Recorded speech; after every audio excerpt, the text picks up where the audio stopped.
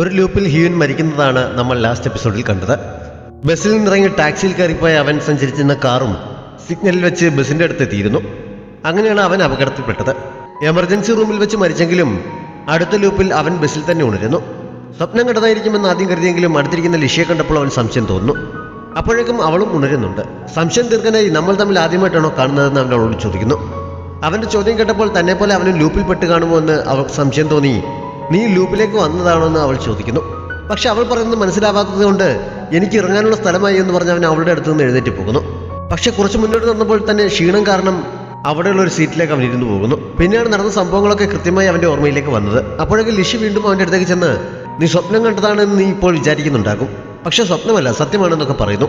പക്ഷെ അവനത് മുഴുവൻ കേൾക്കാൻ നിൽക്കാതെ എഴുന്നേറ്റ് ഡ്രൈവറുടെ അടുത്തേക്ക് ചെന്ന് ബസ്സിൽ നിന്ന് ഇറങ്ങണം എന്നാവശ്യപ്പെടുന്നു. ഇവിടെ സ്റ്റോപ്പില്ല എന്ന് ഡ്രൈവർ പറഞ്ഞപ്പോൾ റോഡിലധികം തിരക്കില്ലല്ലോ, പിന്നെ നിർത്തിയാൽ എന്താണെന്ന് ചോദിച്ച് അവൻ പ്രശ്നമുണ്ടാക്കുന്നു.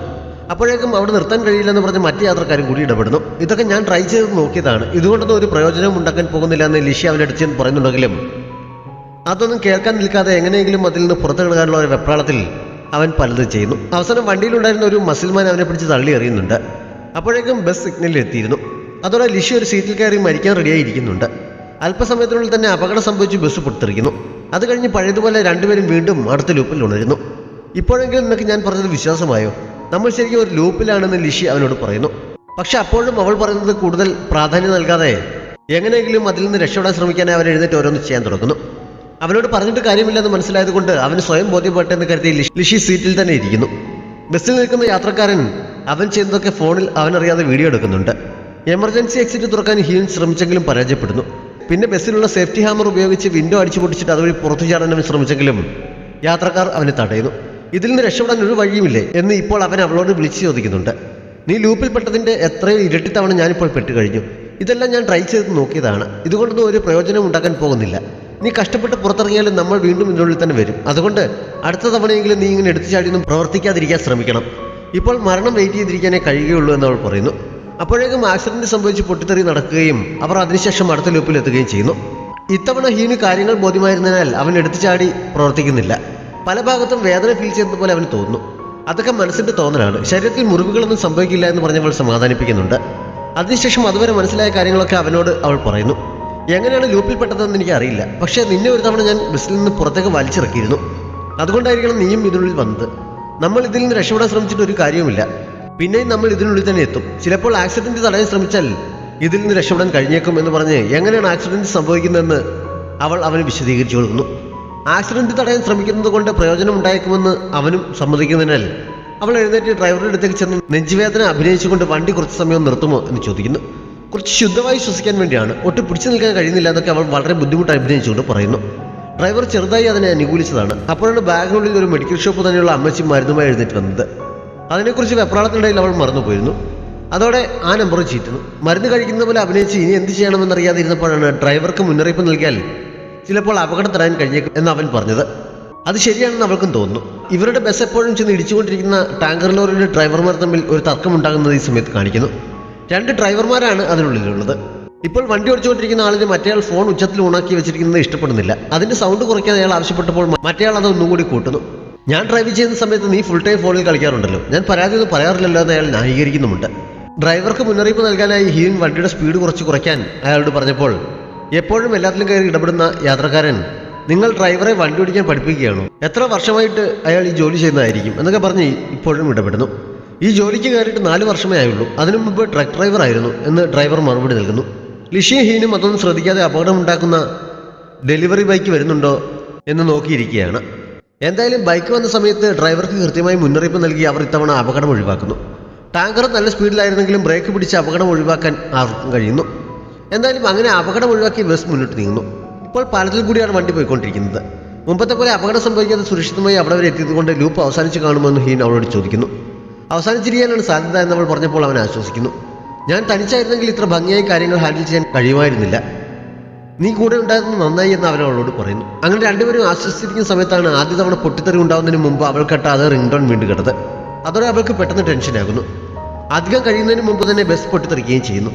എന്തായാലും ഭാഗ്യത്തിന് ലൂപ്പ് പിന്നെയും ആവർത്തിക്കുന്നു. ഇത്തവണ ഉണർന്നപ്പോൾ അപകടം ഒഴിവാക്കിയത് കൊണ്ട് മാത്രം മരണത്തിൽ നിന്ന് രക്ഷപ്പെടാൻ കഴിയില്ല എന്ന് 2 പേർക്കും മനസ്സിലായിരുന്നു.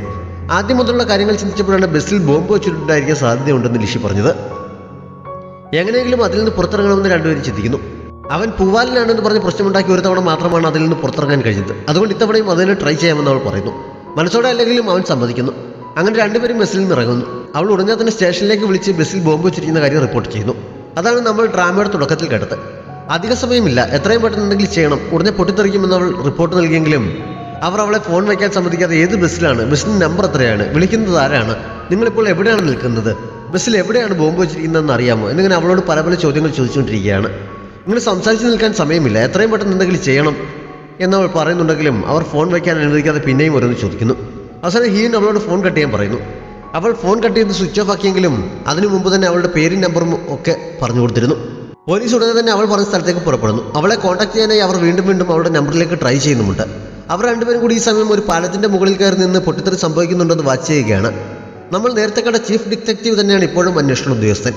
ആരെങ്കിലും പ്രോങ്ക് കോൾ ചെയ്തതാകുവാൻ സംശയം അവർക്കിടയിൽ ഉണ്ടാകുന്നുണ്ട്. അവരുടെ നമ്പറിലേക്ക് കോൺടാക്ട് ചെയ്യാൻ കഴിയുന്നവരെ വിളിച്ചുകൊണ്ടിരിക്കാൻ അദ്ദേഹം നിർദ്ദേശം നൽകുന്നു. ഹോസ്പിറ്റലിൽ അഡ്മിറ്റായ സമയത്ത് പോലീസുകാർ വന്ന് ചോദ്യങ്ങൾ ചോദിച്ചിരുന്നു. 1:40 പൊട്ടിത്തെറി നടന്നത് എന്നവർ പറഞ്ഞിരുന്നു. ബസ് പാലത്തിൽ കയറുന്നതിന് മുമ്പ് ടാങ്കറുമായി ഇടിച്ച് അപകടം സംഭവിക്കുകയാണെങ്കിൽ ബസ്സിനുള്ളിൽ ബോംബുണ്ടായിരുന്നു എന്ന് അവർക്ക് അറിയാൻ കഴിയുമോ എന്നവർ സംശയം ചോദിച്ചപ്പോൾ അതൊക്കെ അന്വേഷണത്തിൽ കണ്ടെത്താൻ കഴിയും എന്നവൻ പറയുന്നു. ബസ്സിൽ നിന്ന് ഇറങ്ങിയിട്ടും എങ്ങനെയാണ് അവൾ ഹോസ്പിറ്റലിൽ എത്തിയതെന്നൊക്കെ ചോദിച്ചറിയുന്നു. അവർ സംസാരിച്ചുകൊണ്ട് നീങ്ങുന്ന സമയത്ത് തന്നെ പൊട്ടിത്തെറിയുടെ ശബ്ദം അവർ കേൾക്കുന്നു. പുകയിരുന്നത് കാണുന്നുണ്ട്. അതോടെ പോലീസിന് പ്രശ്നം പരിഹരിക്കാൻ കഴിഞ്ഞില്ല എന്നവർക്ക് മനസ്സിലാകുന്നു. പൊട്ടിത്തെറിയുടെ ശബ്ദം സ്റ്റേഷനിലുള്ളവരും കേൾക്കുന്നു. അപ്പോഴാണ് കാര്യങ്ങളുടെ ഗൗരവം അവർക്ക് മനസ്സിലായത്. ഇതോടെ ഇൻഫർമേഷൻ നൽകിയ ആളിനെക്കുറിച്ച് അവർ കൂടുതൽ അന്വേഷിക്കാൻ തുടങ്ങുന്നു. അപകടം സംഭവിച്ചിരിക്കുന്ന ടാങ്കറുമായി ഇടിച്ചാണെങ്കിലും ബസ്സിനുള്ളിൽ നേരത്തെ പറഞ്ഞതുപോലെ ബോംബുണ്ടെങ്കിൽ വീണ്ടും പൊട്ടിത്തെറി ഉണ്ടാകാൻ സാധ്യതയുള്ളതുകൊണ്ട് ചീഫ് രക്ഷാപ്രവർത്തനങ്ങൾക്ക് നേതൃത്വം നൽകുന്ന സമയത്ത് ഫയർഫോഴ്സ് ഉദ്യോഗസ്ഥരുടെ ക്യാപ്റ്റനെ വിളിച്ച് അതിനെക്കുറിച്ച് മുന്നറിയിപ്പ് നൽകുന്നു. അതിനുശേഷം ലിഷിയുടെ കോൾ റെക്കോർഡ് ചെയ്ത് വെച്ചിരുന്ന അദ്ദേഹം വീണ്ടും വീണ്ടും കേൾക്കുന്നുണ്ട്. അവൾ അപ്പോൾ ഉണ്ടായിരുന്നു എന്ന് പറഞ്ഞ സ്ഥലത്തിന് ചുറ്റുമുള്ള CCTV-കൾ ചെക്ക് ചെയ്യാനും നിർദ്ദേശം നൽകുന്നു. ലൂപ്പിൽ എങ്ങനെയാണ് എത്തിപ്പെട്ടതെന്ന് എന്തെങ്കിലും ക്ലൂ കിട്ടുമോ എന്നറിയാനായി ഹീൻ ആദ്യം മുതലുള്ള കാര്യങ്ങൾ ഓരോന്നായി അവളോട് ചോദിച്ച് മനസ്സിലാക്കുകയായിരുന്നു ഈ സമയം. ബസ്സിൽ നിന്നിറങ്ങുന്ന CCTV ദൃശ്യങ്ങൾ കണ്ടാണ് പോലീസ് അവളെ അന്വേഷിച്ചെത്തിയത് എന്നറിഞ്ഞപ്പോൾ അങ്ങനെയാണെങ്കിൽ ഇപ്പോഴും പോലീസ് തങ്ങളെ അന്വേഷിക്കാൻ സാധ്യതയുണ്ടല്ലോ എന്ന് അവൻ ചിന്തിച്ചത്. അല്ലെങ്കിലും അവൾ പേരും ഡീറ്റെയിൽസും ഒക്കെ അവരോട് പറഞ്ഞിരുന്നത് കൊണ്ട് എന്തായാലും അവർ അന്വേഷിച്ചെത്തും. അതിനു മുമ്പ് കാര്യങ്ങൾ കുറച്ചെങ്കിലും ഒന്ന് മനസ്സിലാക്കാനുള്ള ഗ്യാപ്പ് കിട്ടാൻ വേണ്ടി അവർ ഫോൺ ഓഫ് ചെയ്തു വെക്കുന്നു. അതിനുശേഷം CCTV കുറവുള്ള ഒരു പാർക്കിനുള്ളിലേക്ക് അവളെയും വിളിച്ചുകൊണ്ട് പോകുന്നുണ്ട്. പോലീസിന്റെ അന്വേഷണം മുമ്പത്തെ പോലെ സ്റ്റോപ്പിലല്ലാതെ ഇടയ്ക്ക് വെച്ചിറങ്ങി അവരിൽ ചെന്ന് നിൽക്കുന്നു. അങ്ങനെ അവരുടെ ഡീറ്റെയിൽസും എടുക്കുന്നുണ്ട്. മാത്രമല്ല സ്റ്റോപ്പിൽ നിന്ന് അവർ പോയ ഡയറക്ഷനും CCTV നോക്കി അവർ മനസ്സിലാക്കുന്നു. പാലത്തിന്റെ മുകളിൽ കയറുന്ന പൊട്ടിത്തെറി നടക്കുന്നുണ്ടെന്ന് നിരീക്ഷിക്കുന്ന മറ്റും കണ്ടപ്പോൾ അവരുടെ സംശയം ഒന്നുകൂടി കൂടുന്നു. രണ്ടുപേരുടെയും ഡീറ്റെയിൽസ് എടുത്ത് ഫോണിലേക്ക് ട്രൈ ചെയ്ത് നോക്കിയപ്പോൾ ഫോൺ സ്വിച്ച് ഓഫ് ചെയ്ത് വെച്ചിരിക്കുകയുമാണ്. പാർക്കിലെ ഉയരമുള്ള ഒരു സ്ഥലത്ത് നിന്ന് പോലീസ് തങ്ങളെ അന്വേഷിച്ചെത്താൻ സാധ്യതയുള്ളതിനെക്കുറിച്ച് തന്നെയായിരുന്നു അവർ രണ്ടുപേരും കൂടി സംസാരിച്ചത്. ബോംബിനെ കുറിച്ച് ഇൻഫർമേഷൻ നൽകിയില്ലെങ്കിലും ബോംബ് എവിടെയാണെന്ന് ഇതുവരെ നമുക്കറിയില്ല. പോലീസ് അതിനെക്കുറിച്ച് ചോദിച്ചാൽ എന്ത് പറയുമെന്ന് അവൾ ചോദിച്ചപ്പോൾ സത്യം തന്നെ പറഞ്ഞാൽ മതി. എന്തെങ്കിലും കള്ളം പറയുകയാണെങ്കിൽ തന്നെ അത് കൂടുതൽ പ്രശ്നങ്ങൾ ഉണ്ടാക്കാൻ സാധ്യതയുണ്ട്. നമ്മൾ സത്യം പറയുമ്പോൾ നമുക്ക് ചിലപ്പോൾ വട്ടാണെന്ന് അവർക്ക് തോന്നിയേക്കും. ചിലപ്പോൾ നമ്മൾ തന്നെയാണ് കുറ്റവാളികളെന്ന് സംശയിക്കും. പക്ഷെ തെളിവുകളില്ലാതെ അവർക്ക് നമ്മളെ ഒന്നും ചെയ്യാൻ സാധിക്കില്ല. അതുകൊണ്ട് കൂടുതൽ കുഴപ്പമൊന്നും വരുത്തി വെക്കാതെ സത്യം പറഞ്ഞാൽ മതി എന്ന് അവൻ നിർദ്ദേശിക്കുന്നു. അവൾക്ക് പക്ഷേ അതിനോടൊട്ടും യോജിപ്പുണ്ടായിരുന്നില്ല. എന്നാലും തൽക്കാലം എതിർത്തൊന്നും പറയുന്നില്ല. അവർ CCTV കുറവുള്ള പാർക്കിലേക്ക് കയറിപ്പോകുന്നത് ഇതിനകം പോലീസ് കണ്ടെത്തിയിരുന്നു. അവരെ കണ്ടുപിടിക്കാനായി ചീഫിന്റെ നേതൃത്വത്തിൽ അങ്ങോട്ടേക്ക് പുറപ്പെടുന്നിടത്ത് ഈ എപ്പിസോഡ് അവസാനിക്കുന്നു. നമ്മുടെ ചാനൽ ഇതുവരെയും സബ്സ്ക്രൈബ് ചെയ്തിട്ടില്ലാത്ത കൂട്ടുകാർ സബ്സ്ക്രൈബ് ചെയ്യാനും ലൈക്ക് ചെയ്യാനും ഷെയർ ചെയ്യാനും മറക്കരുത്. Thanks for watching.